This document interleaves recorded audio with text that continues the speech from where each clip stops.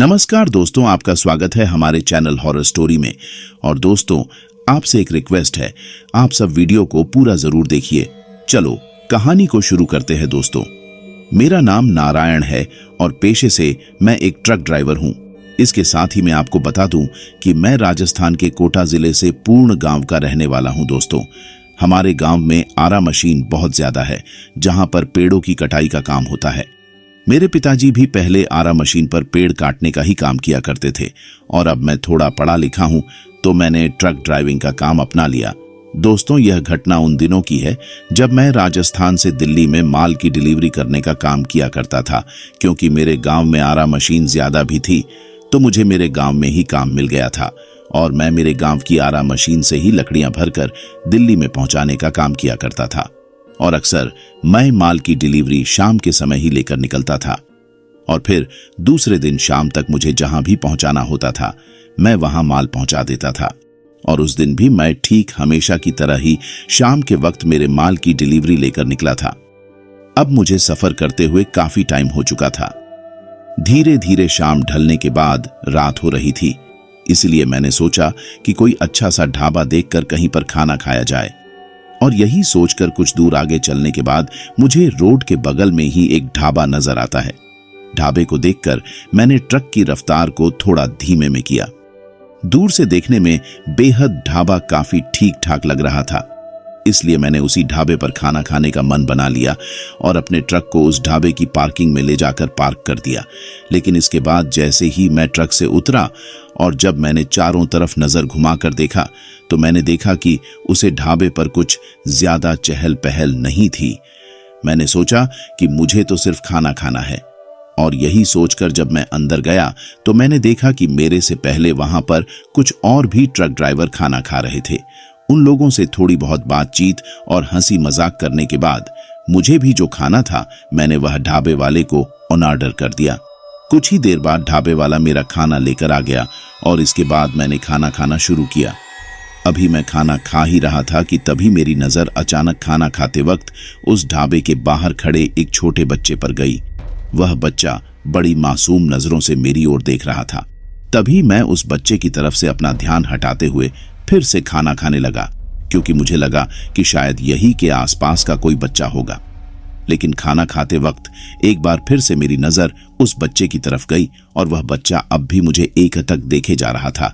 इस बार जब मैंने उस बच्चे को गौर से देखा तो मुझे मालूम हुआ कि उस बच्चे ने शायद कोई स्कूल ड्रेस पहन रखी है और उसके कंधों पर पीछे की तरफ बैग भी लटका हुआ है। दिखने में वह बच्चा काफी मासूम लग रहा था। तभी मुझे लगा कि शायद उस बच्चे को भूख लगी होगी और मैंने एक बार उसके पास जाकर उससे पूछना चाहा। तभी मेरे दिमाग में ख्याल आया कि अभी रात का काफी वक्त हो चुका है और इस वक्त यह बच्चा स्कूल ड्रेस और बैग के साथ यहाँ क्या कर रहा है। यही सोचने के साथ मेरे मन में एक शंका और उत्पन्न हो गई कि कहीं यह बच्चा स्कूल से आते वक्त अपना रास्ता तो नहीं भटक गया और शायद यह अपने घर वालों की तलाश में इधर से उधर भटक रहा हो और कहीं ना कहीं उसके घर वाले भी इसे ढूंढ ही रहे होंगे। यह सब सोचने के बाद उस बच्चे के लिए मेरे मन में काफी चिंता हो गई और साथ ही साथ उसका चेहरा भी इतना मासूम था कि किसी भी व्यक्ति को उसके ऊपर तरस आ जाए। इसीलिए मैं अपना खाना बीच में ही छोड़कर उठा और उस बच्चे के पास जाकर उससे उसका नाम पूछा और वह इस वक्त यहाँ पर अकेला क्या कर रहा है, यह भी उससे जानने की कोशिश की। और तभी जो मैं पहले सोच रहा था वही जवाब उस बच्चे ने दिया। उसने मुझसे कहा कि वह स्कूल से आते वक्त अपने दोस्तों से बिछड़ गया है और अब उसके घर जाने में उसकी कोई भी मदद नहीं कर रहा है। यही बोलकर वह बच्चा थोड़ा मायूस हो गया, जिसके बाद मुझे उसके ऊपर काफी तरस आया और उसके लिए बुरा भी लगा। मैंने मन ही मन सोचा कि पता नहीं कितने टाइम से यह बच्चा भूखा प्यासा यहां भटक रहा है। अभी मैं उसे खाने के लिए पूछने ही वाला था कि तभी अचानक से वह बच्चा बोल पड़ा, अंकल मुझे काफी भूख लगी है। यह सुनने के बाद मैं उस बच्चे को अपने साथ उस ढाबे पर लेकर गया और उसे अपने साथ खाना खाने के लिए बैठाया। पर वह बच्चा जो मेरी थाली में खाना था उसे नहीं खा रहा था। तभी मैंने उससे पूछा कि क्या हुआ, खाना क्यों नहीं खा रहे हो। तभी उस बच्चे ने मुझे जो उस वक्त कहा उसे सुनकर एक बार के लिए तो मुझे थोड़ा अजीब लगा, पर फिर मुझे लगा कि कोई बात नहीं, बच्चे का मन है और सभी बच्चों का मन अक्सर ऐसा ही होता है। दरअसल उस बच्चे ने मुझसे कहा कि मुझे यह नहीं खाना, मुझे तो गुलाब जामुन, जलेबी और बर्फी इनमें से कुछ खाना है। फिर मैंने उसे खाने के लिए कुछ गुलाब जामुन दिलवा दिए और जब वह बच्चा उन गुलाब जामुन को खा रहा था, उस वक्त उसके खाने का तरीका देखकर मुझे बहुत अजीब लगा। उसके खाने के तरीके से ऐसा लग रहा था कि जैसे कई दिनों से उसने कुछ खाया ही ना हो, या फिर जिंदगी में पहली बार उसने गुलाब जामुन खाए हों। और फिर भी मैं यह सोचने लगा कि कोई बात नहीं, बच्चा है और सभी बच्चे बचपन में ऐसे ही होते हैं। खाना खाते वक्त मैंने उस बच्चे से पूछा कि बेटा, तुम्हारा घर कहाँ है और तुम्हारा गांव कौन सा है? तभी उस बच्चे ने मुझे एक गांव का नाम लिया, पर मैं उस गांव के बारे में कुछ भी नहीं जानता था। फिर जब मैंने उस ढाबे वाले से उस गांव के बारे में पूछा तो उसने बताया कि यहां से कुछ ही दूरी पर हाईवे के बगल में यह गांव है। तो फिर मैंने सोचा कि इसके माँ बाप इस बच्चे के लिए परेशान हो रहे होंगे, क्यों ना मैं ही इसे इसके गांव छोड़ दूं। फिर मैंने उस बच्चे से कहा कि क्या तुम मेरे साथ तुम्हारे गांव चलोगे? तो उसने हाँ में अपना सिर हिलाया और उसके बाद मैं उस बच्चे को लेकर अपने ट्रक की तरफ चल पड़ा। फिर मैंने उस बच्चे को अपने साथ अपने ट्रक में बिठाया और हाईवे के बगल से जो उसके गांव के लिए रास्ता जा रहा था, उस रास्ते पर अपने ट्रक को ले लिया। अब तकरीबन रात के 10:30 बज चुके थे और मैं उस अनजान रास्ते पर उस अनजान बच्चे के साथ अपने ट्रक को लेकर जा रहा था। अब मैं ट्रक को लेकर उस रास्ते पर काफी दूर आ चुका था, लेकिन अभी तक भी मुझे उस रास्ते पर कोई भी गांव नजर नहीं आ रहा था। इसीलिए मैंने उस बच्चे से पूछा कि बेटा, और कितनी दूर है तुम्हारा गांव? तभी वह बच्चा बस मुझे चलते रहने का इशारा करता है और अब वह रास्ता धीरे धीरे बहुत ज्यादा वीरान और सुना होता जा रहा था। मुझे तो उस रास्ते को देखकर आगे कोई भी गांव होने की उम्मीद नजर नहीं आ रही थी। तभी मैंने उस बच्चे से फिर से कहा कि बेटा, इस सुनसान रास्ते पर कितनी दूर और है तुम्हारा गांव? तो इस बार अचानक से वह बच्चा बोल पड़ा, आगे जाकर एक शमशान घाट आएगा, मुझे वहीं पर उतार देना। उस बच्चे की बात सुनकर मैंने अपने हाथ में पहनी घड़ी की तरफ अपनी नजर घुमाई और समय को देखकर मुझे उस बच्चे की यह बात बहुत अजीब लगी। तभी मैंने कहा कि शमशान घाट पर क्यों, तुम्हारा घर कहाँ है? मैं तुम्हें तुम्हारे घर पर ही छोड़ देता हूं। वैसे भी अब मैं इतनी दूर आ ही गया हूं तो थोड़ी दूर और सही। खैर, वैसे मुझे लेट तो बहुत ज्यादा हो रही है और अब इतनी दूर मुझे वापस भी तो जाना है। अभी मैं उस बच्चे से यह सब बातें कह ही रहा था कि तभी उसने मेरी बात को बीच में काटते हुए बोला, तुम्हें वापस कहीं नहीं जाना, तुम चिंता मत करो। अब तुम्हारे जीवन के सारे काम खत्म हो चुके हैं, क्योंकि अब तुम हमेशा हमेशा के लिए मेरे साथ रहोगे। यह बोलकर वह बच्चा मेरी तरफ देखकर एक अजीब तरीके से मुस्कुराने लगा।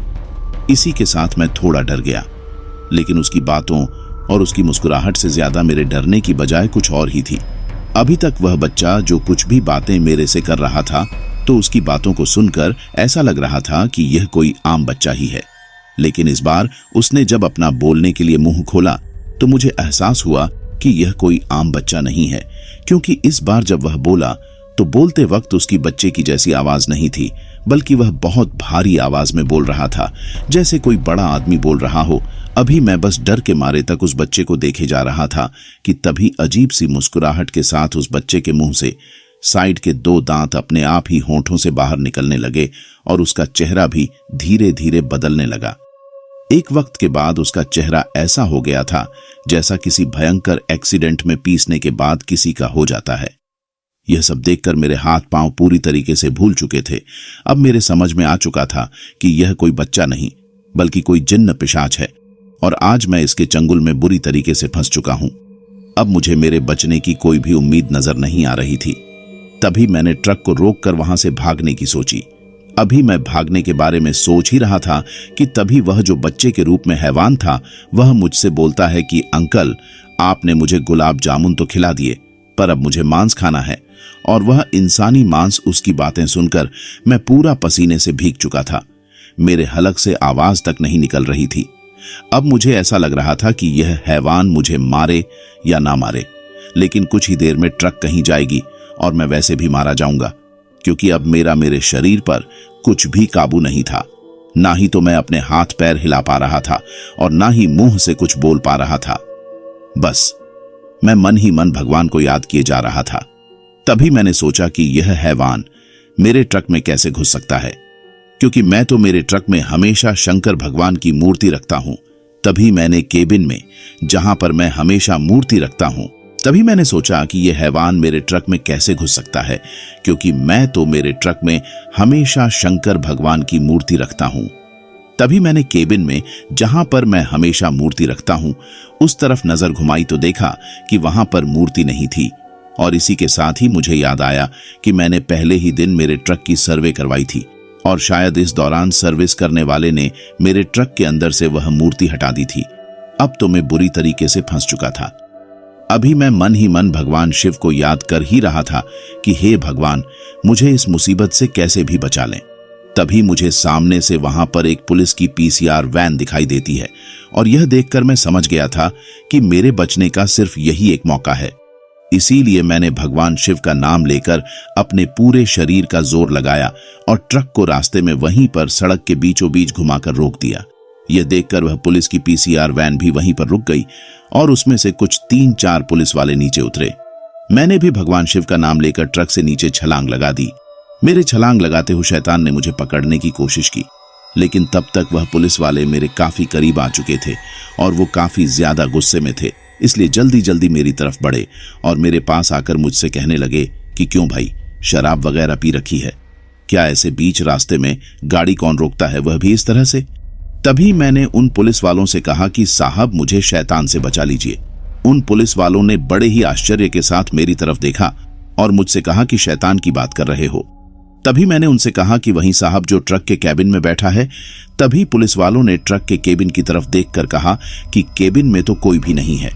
तभी मैंने डर के मारे धड़धड़ाते हुए उन पुलिस वालों से कहा कि साहब, आप ठीक से देखिए, वो इसी के केबिन में बैठा है और मुझे जान से मारना चाहता है। लेकिन फिर भी पुलिस वालों ने वही जवाब दिया कि केबिन में कोई भी नहीं है।